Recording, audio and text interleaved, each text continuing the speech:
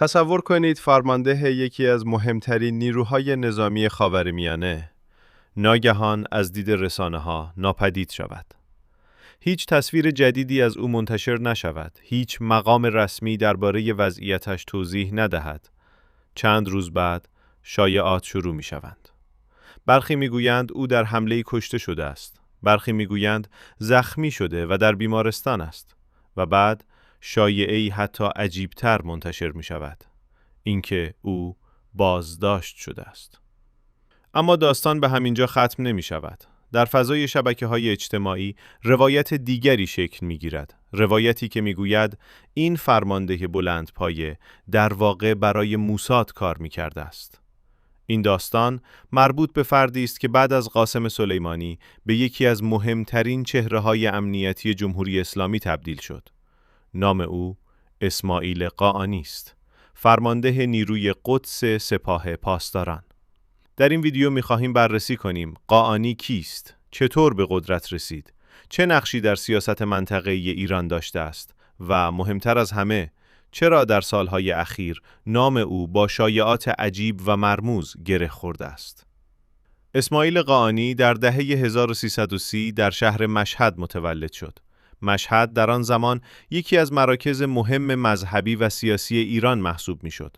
بسیاری از چهره‌های سیاسی و نظامی جمهوری اسلامی از همین شهر برخاستند. با وقوع انقلاب 1357 ساختار قدرت در ایران به طور کامل تغییر کرد. در این دوره سازمانی جدید به نام سپاه پاسداران انقلاب اسلامی شکل گرفت. سپاه در ابتدا برای حفاظت از نظام جدید تأسیس شد، اما به سرعت به یکی از مهمترین نهادهای نظامی و سیاسی کشور تبدیل شد. قاآنی نیز در همان سالهای اولیه به سپاه پیوست و مانند بسیاری از فرماندهان نسل اول سپاه، مسیر حرفه‌ای او با یک رویداد بزرگ تاریخی گره خورد: جنگ ایران و عراق. در سال 1359 عراق به ایران حمله کرد.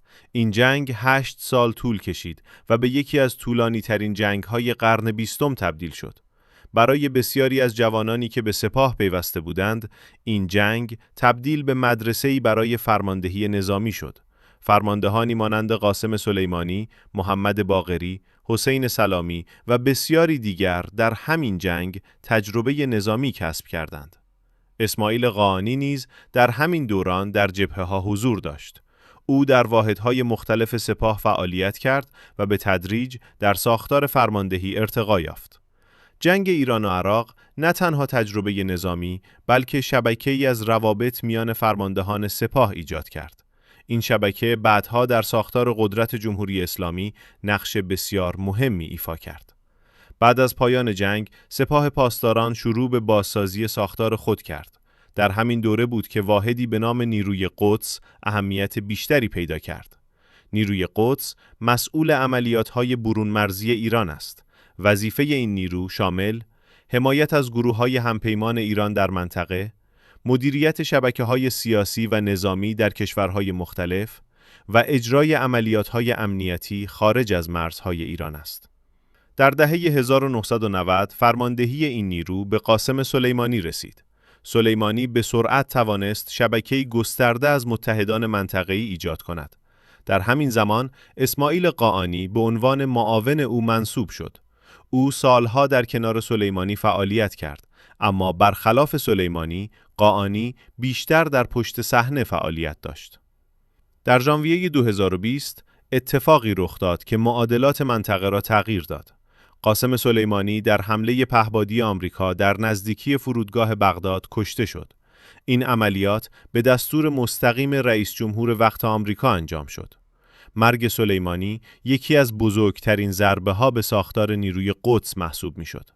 تنها چند ساعت بعد رهبر جمهوری اسلامی جانشین او را معرفی کرد: اسماعیل قاآنی.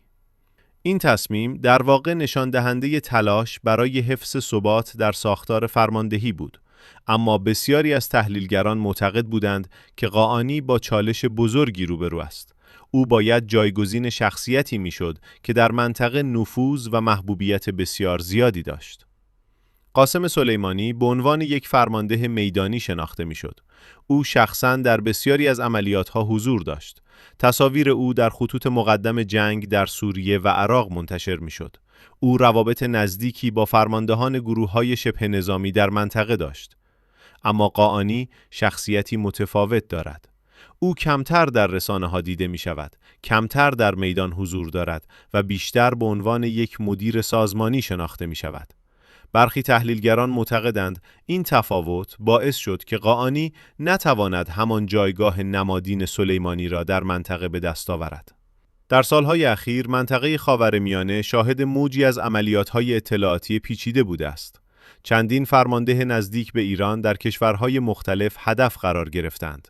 برخی از این عملیات‌ها به اسرائیل نسبت داده می‌شوند. این عملیات‌ها نشان می‌دهند که جنگ اطلاعاتی در منطقه بسیار شدید شده است. در چنین فضایی هر گونه رخنه اطلاعاتی می‌تواند پیامدهای بزرگی داشته باشد. به همین دلیل موضوع نفوذ اطلاعاتی به یکی از نگرانی‌های اصلی در ساختار امنیتی ایران تبدیل شده است. در همین فضای پرتنش بود که چند بار گزارش‌هایی درباره ناپدید شدن قاآنی منتشر شد. برخی رسانه‌ها ادعا کردند که او در حملات اسرائیل در لبنان کشته شده است. برخی دیگر گفتند که او زخمی شده است و برخی گزارش‌ها حتی گفتند که او تحت بازجویی قرار گرفته است. اما بعد از مدتی گزارش‌هایی منتشر شد که نشان می‌داد قاآنی همچنان زنده است. این چرخه شایعه و تکذیب چندین بار تکرار شد و همین موضوع باعث شد تصویر او در رسانه‌ها به شکل یک فرمانده مرموز درآید. اما شاید عجیب‌ترین شایعه درباره قاآنی این بود که او برای موساد کار می‌کرده است. این ادعا در برخی رسانه‌های منطقه‌ای و شبکه‌های اجتماعی منتشر شد. اما نکته مهم این است که این ادعاها تاکنون توسط منابع معتبر به طور قطعی تایید نشدند. در بسیاری از گزارش‌های بین‌المللی این موضوع تنها به عنوان شایعه یا ادعای تایید نشده مطرح شده است. در خاورمیانه جنگ فقط در میدان نبرد اتفاق نمی‌افتد. بخش بزرگی از این جنگ در حوزه اطلاعات و رسانه رخ می‌دهد. در چنین جنگی شایعات و روایت‌ها می‌توانند به اندازه عملیات نظامی تأثیرگذار باشند.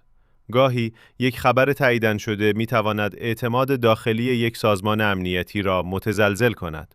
به همین دلیل بسیاری از تحلیلگران معتقدند که بخشی از این شایعات ممکن است ابزار جنگ روانی باشند. داستان اسماعیل قاآنی هنوز تمام نشده است. او همچنان یکی از مهمترین چهره‌های امنیتی جمهوری اسلامی محسوب می‌شود. اما در منطقه‌ای که پر از رقابت‌های اطلاعاتی و سیاسی است، مرز میان واقعیت و شایعه همیشه باریک است و شاید همین موضوع است که داستان قاآنی را تا این اندازه مرموز کرده است.